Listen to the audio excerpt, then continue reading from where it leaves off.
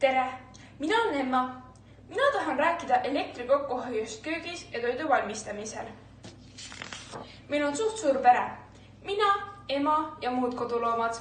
See tähendab, et me teeme suhteliselt palju süüa. Tavaliselt, kui me teeme süüa ahjus, siis paneme ahju võimalikult palju toitu. Kartuleid, liha, juurvilju, saiu. Sest ahi on niikuinii soe ja ühe ajaga valmib palju toitu.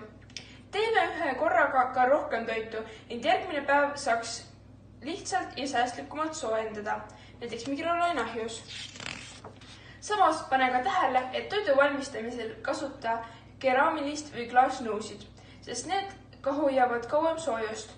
Samas võid ka ahju kinni panna natuke enne tähtaega, sest temperatuur püsib soe ja klaas ja keraamika hoiavad soojust. NB.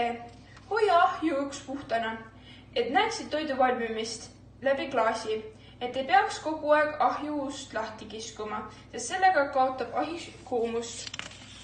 Ja eelmise päeva toidust saab teha ka uue toidu, näiteks tükeldada kana pluss salat pluss tortilla, keera kokku ja voila, nippe on palju.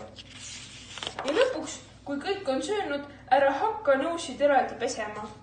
Vaid korja kõik nõudepesumasinasse nende hommikuste kohvitasside juurde, mis sa sinna juba hommikul ootama panid.